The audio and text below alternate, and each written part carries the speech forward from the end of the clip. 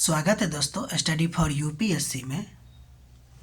हम लोग topic wise current affair पढ़ रहे थे, जिसमें हम लोगों ने प्लेसेज इन न्यूज पूरी तरह से कंप्लीट कर लिया है जनवरी से लेके दिसंबर 2025 तक का, जिसमें हमने आपको ये बताने का कोशिश किया है कि यूपीएससी प्रीलिम्स में क्वेश्चन उससे कैसे बन सकता है।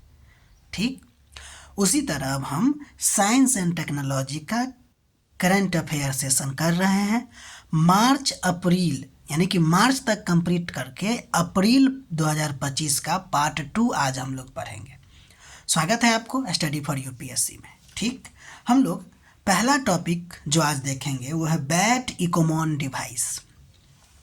ध्यान दीजिए, ये भारत का है, एआई आधारित उपकरण है जो इको लोकेशन कॉल का यूज करके चमगादड़ों पर निगरानी रखने का काम करती है, इसलिए ये चर्चा में है। तो बैट इकोमॉन का अगर हम फुल फॉर्म देखें तो इसका मतलब होता है bat echolocation monitoring device, जो एक स्वचालित उपकरण है जो चमगादड़ों की अल्ट्रासोनिक आवाज़ को रिकॉर्ड करता है और उस आवाज़ को रिकॉर्ड करके एआई आर्टिफिशियल इंटेलिजेंस की मदद से पहचान और प्रजाति के बारे में पता लगाता है। ठीक, यह भारत का पहला स्वदेशी ऑटोमेटेड मॉनिटरिंग सिस्टम है, भारत का है और पहला है। ठीक है, और इसको जो है बनाया है आपको Indian institute for human settlement, जो बेंगलुरु की संस्थान है वो। ध्यान दीजिएगा कि जितने भी विश्व स्तर पर बैट मॉनिटरिंग सिस्टम है उसमें से सबसे सस्ता माना जाता है ये, लगभग 1/3 कम कॉस्ट पर इसको बनाया गया है। ठीक, अब हम लोग आगे बढ़ते हैं और अगला नंबर टॉपिक जो साइंस एंड टेक में हमको पढ़ना है वो विटामिन डी के बारे में।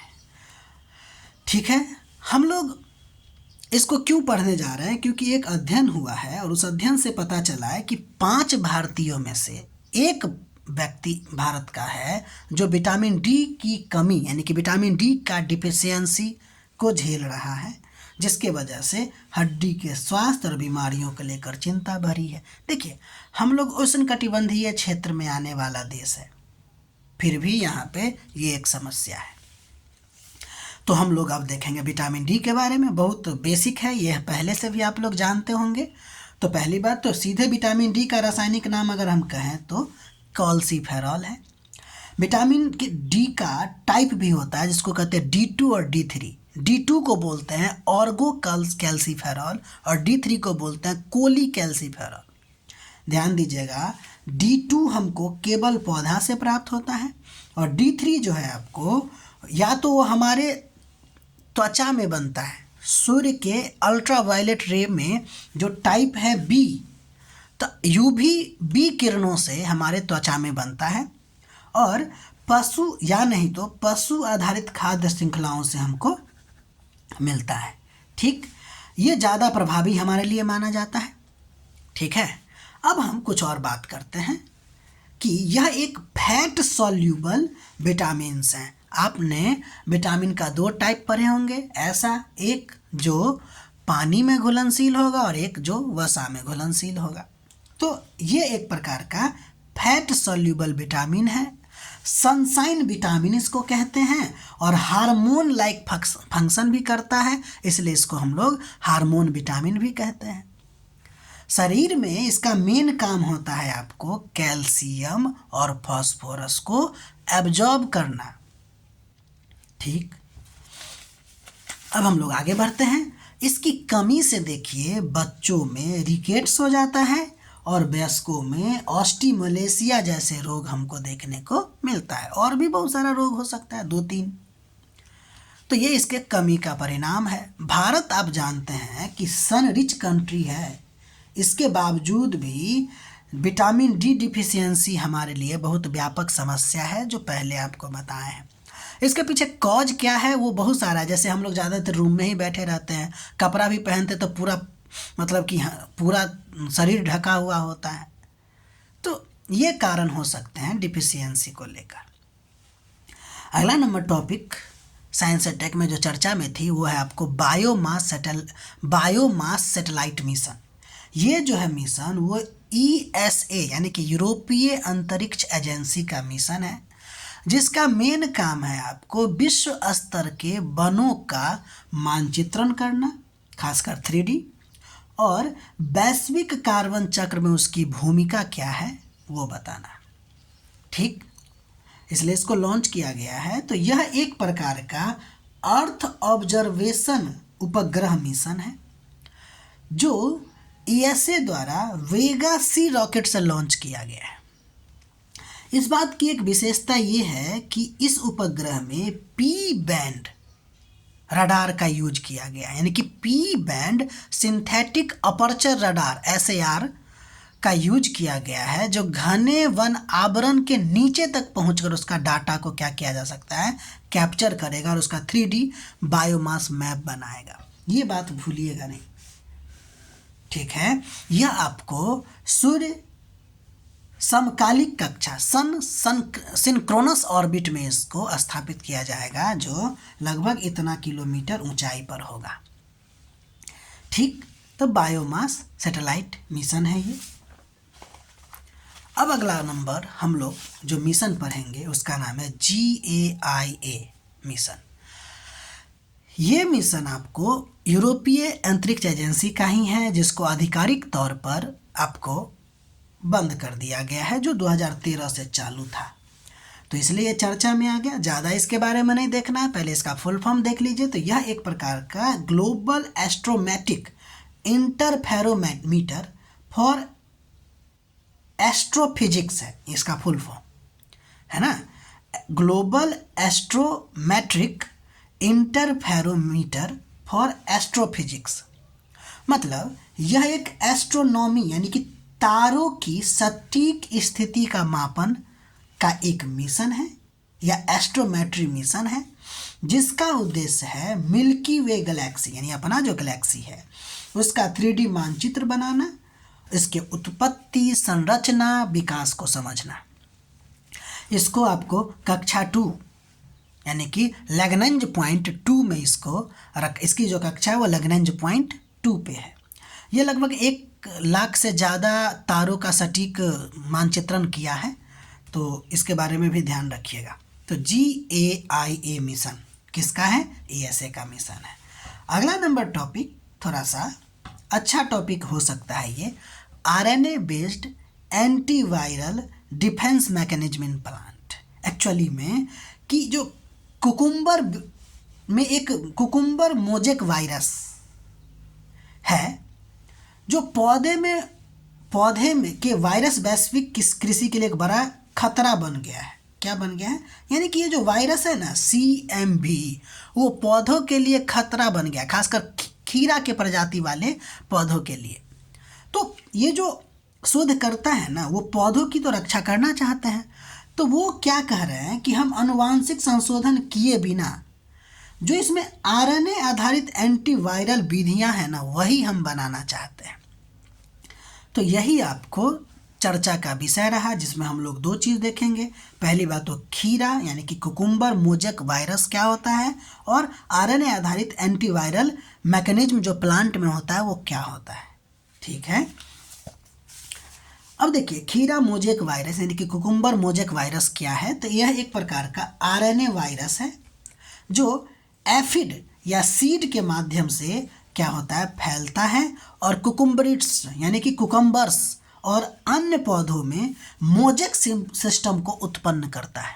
मोजेक सिम्टम का मतलब धब्बेदार या चित्तेदार रंग हो जाना, आमतौर पर हल्का हरा और पीला सफ़ेदी जैसा पैटर्न जो खीरा पे बन जाता है, या फिर कोई भी मतलब कि आप कह सकते हैं खीरा हो गया। इसी के प्रजाति में और समझिए क्या हो सकता है, तो सजमन हो सकता है, पता नहीं आपके इधर क्या कहा जाता होगा, बोतल गॉड उसको बोलते हैं। तो ये सब ठीक है ना, कद्दू हो सकता है, तो वो सब।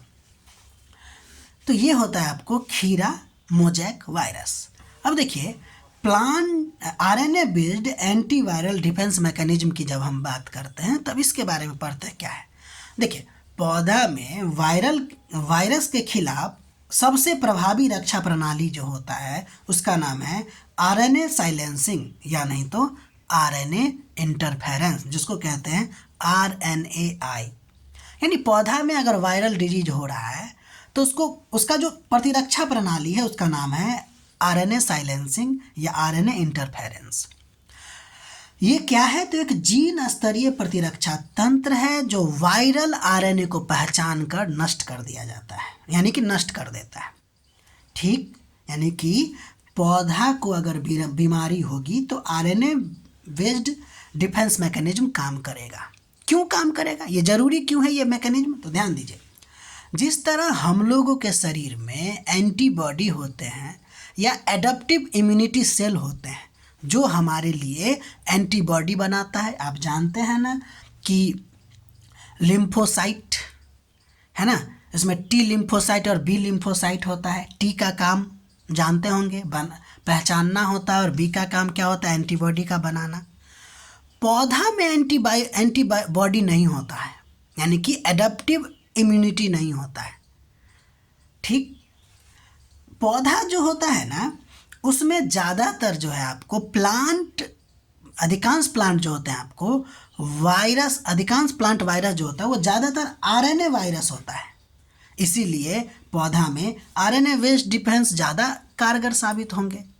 ठीक है, यानी कि ज़्यादातर जो प्लांट में बीमारी फैलती है वो वायरस से अगर फैलेगी तो उसमें कौन सा वायरस होगा? डीएनए या आरएनए वायरस? तो आरएनए वायरस ज़्यादातर होता है। तो किस प्रकार का मैकेनिज्म काम करेगा? तो RNA based anti viral defence mechanism काम करेगा।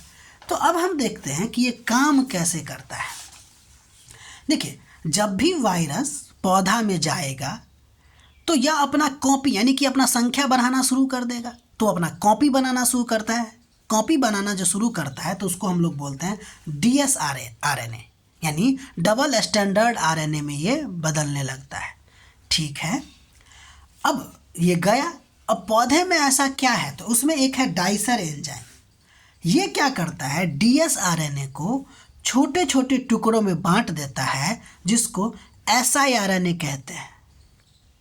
यानी ये S छोटा है भाई, ठीक है ना, गलती से बड़ा लिखा गया, छोटा, जैसे DS है उसी तरह से siRNA है। ये क्या है? DsRNA का छोटा छोटा फॉर्म है। अब ये जो siRNA है अब वो क्या करेगा? RISC, जो कि एक प्रकार का प्रोटीन RNA कॉम्प्लेक्स है, यानी कि इसमें कुछ प्रोटीन होते हैं।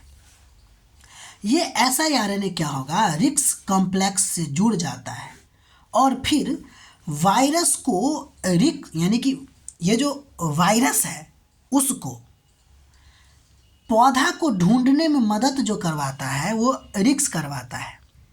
ठीक है, और उससे ये siRNA इससे जुड़ के आपको क्या करता है कि वायरस को ढूंढने में सक्षम बनाता है और फिर उसको नष्ट कर देता है। मतलब ये हुआ कि जो रिक्स कॉम्प्लेक्स है उसमें प्रोटीन पाया जाता है, वो प्रोटीन जो है siRNA के साथ जुड़ जाता है। अब siRNA क्या हो गया? प्लांट के लिए अब वो प्लांट का हिस्सा बन गया और वो गाइड का काम करेगा कि तुमको किसको किसको मारना है, क्योंकि siRNA जो है वो वायरल आरएनए का ही क्या है? छोटा पार्ट है। अब प्लांट इसको समझ चुका है कि ये कौन है और इसी टाइप का जहाँ जहाँ मिलेगा उसको मारना शुरू कर देगा, और इस तरह से प्लांट अपने आप को बीमारी से रक्षा करता है। कभी कभी ये किसी स्पेशल पार्ट में, नहीं तो कभी कभी पूरे प्लांट में फैल के प्लांट में डिफेंस मैकेनिज्म का काम करता है। उम्मीद है इस पॉइंट को फिर से समझने का कोशिश कीजिएगा। ठीक है, तो ये रहा आपको मार्च अप्रैल पार्ट 2। बाकी अभी अब हम लोग और भी पढ़ेंगे। तब तक के लिए अपना ख्याल रखिए। अगर हमारा प्रयास आपको अच्छा लग रहा है तो लाइक कीजिए, सब्सक्राइब कीजिए और शेयर कीजिए।